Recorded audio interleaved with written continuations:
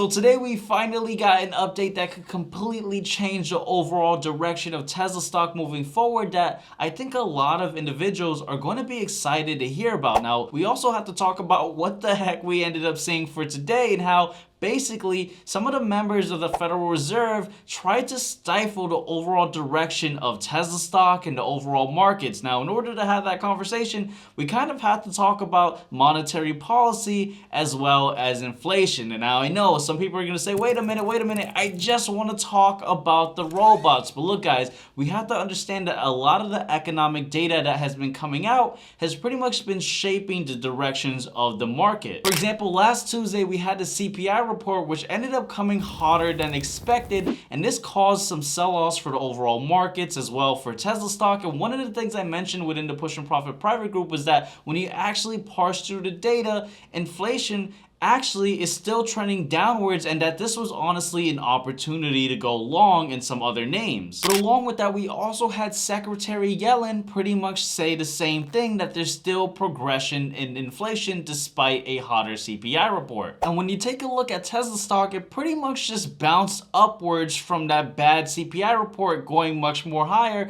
which is in sync with what I've said. Of course, I didn't talk about Tesla specifically, but I said a lot of names are most likely going to go ahead and bounce upwards, as this whole CPI report was really a nothing burger. But what we ended up getting today starts to kind of change the dynamic, although I want to go ahead and talk about it as well. Now, today we had the PPI report, which is the producer price index, which a lot of individuals don't provide a lot of commentary on, but it's definitely something that still shapes the direction of the markets, as these are the wholesale prices that producers end up paying. And of course, if they end up paying higher wholesale prices, well, the fear is that they're going to go ahead and bring those prices on to consumers. Of course, if they have to pay more, well, guess what? You have to pay more. And so we ended up seeing this report come out hotter than expected, just like the CPI report. And of course, this caused some selling pressure in today's price action. But what ended up making it worse is that we had Federal Reserve Bank of San Francisco President Mary Daly say that there's more work to do, alluding to monetary policy. And she ended up saying that we will need to resist the temptation to act quickly when patience is needed and be prepared to respond agilely as the economy evolves. And so on one end, we have this mixed bag of data where we have the CPI report, which is an inflationary gauge, come out hotter than expected. And then we have a public figure saying, well, it's really not something to worry about, which was in sync with what I said the day prior. But then we end up having another inflationary report come out hotter than expected. And then we have another public figure, right? Someone from the Federal Reserve, a FOMC member, say, well, this data makes us want to be more patient. And of course, this kind of stifled the direction of the overall markets as well as Tesla stock. But I honestly think this is also a nothing burger as well. Now, I want to go ahead and highlight the price action of Tesla stock by hopping into my laptop and just identifying some of the things that I'm looking to do moving forward. But before we do so, just a friendly reminder that if you haven't done so already, consider tapping that subscribe button so that you don't miss out on any future video. And with that said, let's go ahead and hop into my laptop. Alrighty, so we are officially in my laptop taking a look at Tesla stock, and I want to go ahead and touch on a few points. Now, as I mentioned earlier in this video, pretty much after we had that bad report from the CPI data, I said, the day before that if it was a hot print, and I said this within the Push and Profit private group, that I don't expect much to change and that the markets are going to continue moving up. And that's exactly what we saw even in regards to Tesla stock. I mean, if we look at the opening of the 14th, the day after, till, the close of today, we saw Tesla stock pretty much move up about 8%. So definitely some strong momentum there. And that's even despite the fact that we've had some bad news today as far as the PPI report. And then, of course, the negative rhetoric from Mary Daly of the Federal Reserve. And so the momentum, it got stifled, as I said earlier in this video, but it really hasn't broken down. And one of the concepts, or one of the things I like to share for those within the Push and Profit private group, is really looking at market breadth and taking a look at the broader markets, right? And so when we take a look at RSP, which is the S&P 500 equally weighted, yeah, it's closed lower than the day prior, but it's honestly holding up well. And so that's something that we're going to want to continue monitoring, right? Because the broader markets, they're not falling down. They're still holding up. And so we may see this momentum continue to sustain itself, especially with individual stocks like Tesla and a few other names that I'm going to go ahead and mention further down in this video. But I also want to take a look at specific sectors. For example, if we take a look at the finance sector, it's holding up pretty decently. If we take a look at the healthcare sector, that's actually one of the sectors that's actually moved upwards. So that's showing some strength there. And really the only sector that really showed a lot of pain recently or today is the technology sector. That's one sector that has pushed downwards. And one of the names that everyone keeps talking about is SMCI. This is a stock that pretty much went parabolic. I mean, year to date, I think it was over 200%. If we go ahead and map that out. Just honestly, 255%, honestly insane. But we saw today that it fell down nearly 30%. So we're seeing the technology sector, pretty much get beat up a bit for today. But, besides that, the broader markets are still holding up. And so that keeps the idea that, momentum for Tesla can continue. Now, my stance on Tesla still hasn't changed, right? I know oftentimes people are not sure what my stance is on Tesla. For those that are unaware, I'm long-term bullish on Tesla, even though I've been having a lot of bearish videos saying, hey, Tesla stock, I don't like it over here. And I've been saying that pretty much since December 28th. And I said that, look, I'm not going to buy Tesla unless two things happen, and this is in my long-term portfolio, right? So my investing account, right? Of course, I have a trading account where I trade different names. I haven't been trading Tesla, but perhaps we may get very close to me buying more shares of Tesla in my long-term portfolio and even doing some trades with Tesla, right? We're at a very crucial area, and that's because I've been saying that, hey, from a bullish standpoint, if we finally break into $204, well, that gives me confirmation that we are on that uptrend. Now, we got close to it, but not quite yet, right? So that's why I still haven't pulled the trigger. I was ready to pull the trigger for today.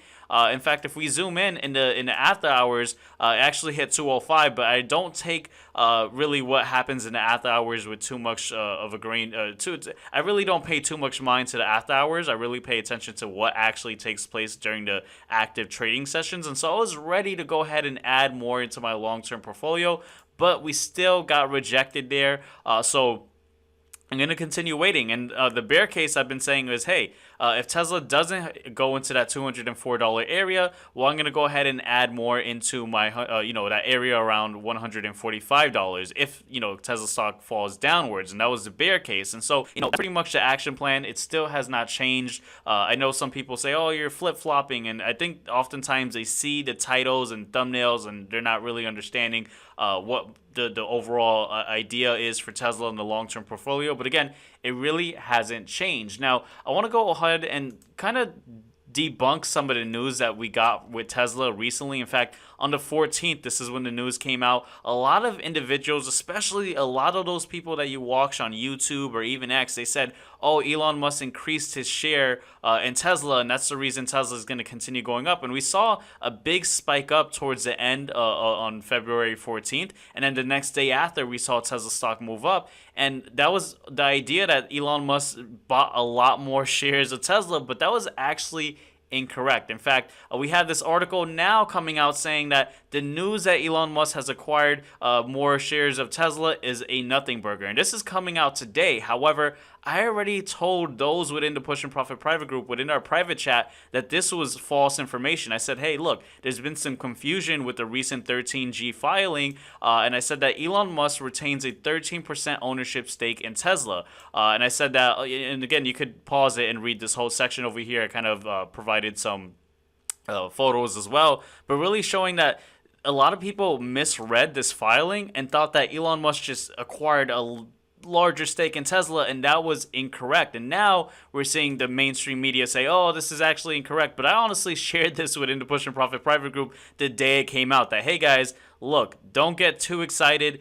This is honestly not the truth. And if you actually look into it and from a deeper perspective, this is what we really see. Nothing has changed. And so, again, if you guys want to be a part of the Push and Profit private group, there is a coupon code. Simply type in 14 and you could get the first month for just $14. Again, you could cancel at any time, but when you join, you have access to my daily briefings where every single day I provide my overall outlook on the market and also some stocks I'm looking at, as well as you have access to the private chat where I go ahead and talk about a couple of intraday ideas as well, and also the lesson library. So definitely check out that link in the description below. But with that said, I want to just kind of talk about, well, what can we be seeing with Tesla stock moving forward? So there are a couple of dates I want us to be mindful of. Now, of course, this is going to be a long weekend. We have President's Day, so the market is going to be closed.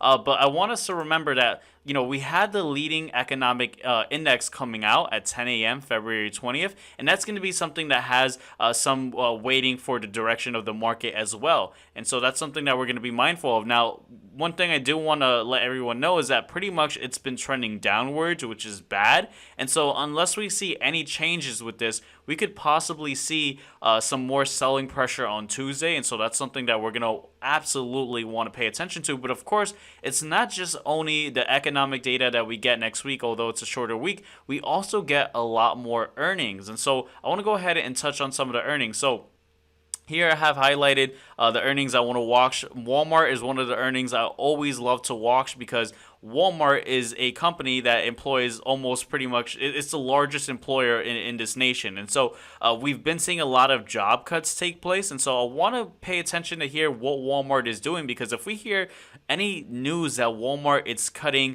some of its workforce, well, that could be, of course, it'd be optimistic for Walmart, but that's also a little kind of terrifying to hear, especially as we've heard Mary Daly today also say that she's worried that unemployment may start to rise at a sharper level. And so that's kind of just like an inflationary gauge. I use Walmart oftentimes as a barometer for the economy, and that's going to be something that also shapes the direction of the market. But more importantly, the big one is going to be Nvidia, right? Because on Wednesday, we see Nvidia. Nvidia has been one of those stocks that have been pretty much leading the market for the entirety of this year. Again, Nvidia did kind of get beat up today, as well as just a lot of the tech stocks today. But that's something that we're going to want to pay attention to. I also have circled Rivian, Nikola, and Lucid. Not that they're of companies of any major significance that's going to impact the markets, but I often like to look at the other EV car makers just to see how they're doing relative to Tesla as well. Oftentimes, how they're performing does have an impact on Tesla specifically. So those are some names that we're going to want to watch. But overall, so far, the momentum is holding up in regards to Tesla, and I may get closer to that date where I could finally average in and add more shares to my long-term portfolio. Again, not something you guys have to absolutely do. If you guys see value in buying Tesla now, then by all means do whatever you need to do.